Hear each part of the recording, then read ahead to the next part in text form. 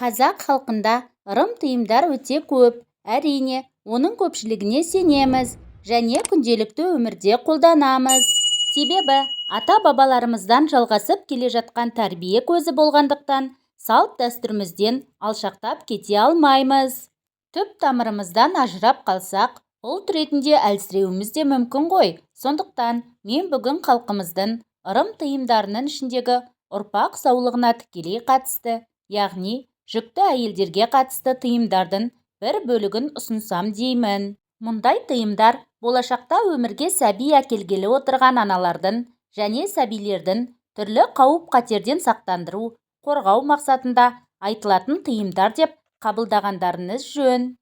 Бұрындары жүкті әйелдерді суретке түсіруге қатаң тыйым салынғаны былай тұрсын, тіпті жұрт көзіне шығару да рұқсат етілмеген. Алайда бүгінгі күні ол тыйымдар ұмыт болғандай.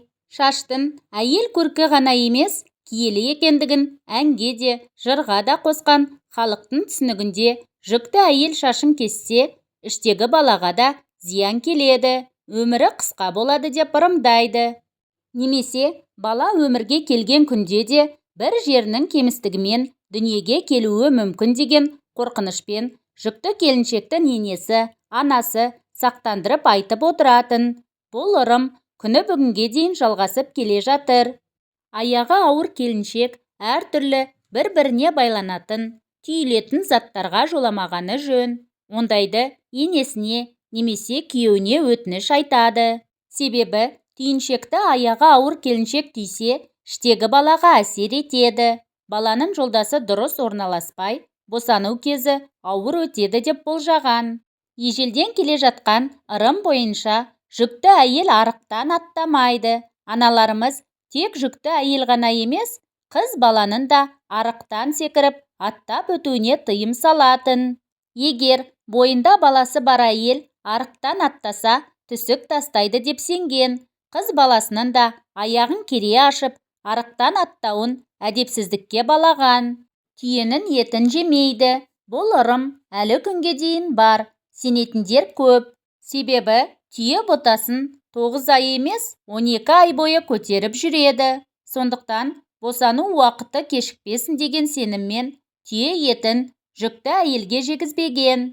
Жаназаға бармайды. Әрине, өмір бар жерде өлім де бар. Шындық солай. Дегенмен, қанша жақын адамы өмірден өтсе де, жүкті әйел жаназаға бармауы тиіс.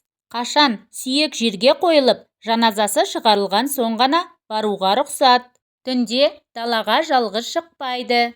Түнде қара күштердің күшіне мінетін кезі. Сондықтан жүкті әйелді барынша сақтандыру мақсатында қараңғыда жалғыз шығармаған. Тігіс тікпейді. Себебі бала кіндігіне оралып тұншығып қалуы мүмкін деп сенеді. Ежелде жүкті әйел ұршық иірмейді деген сенім болған.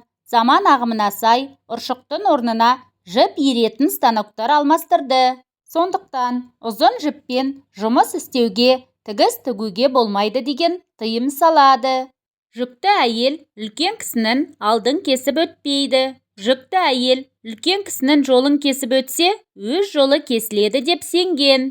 Аяғы ауыр әйелге екі кештің ортасында монша мен су жанына баруға және кірдің суын төгуге болмайды. Өйткені халқымыз баланы періште санаған. Ішінде періште бар әйелге пері үйір болады деген сенім бар. Сондықтан моншаға күн ауғанша түсіп алған дұрыс.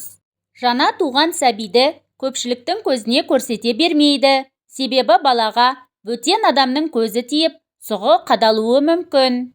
Дүниеге келгеніне 4-5 күн болғанда баланың кіндігі түседі.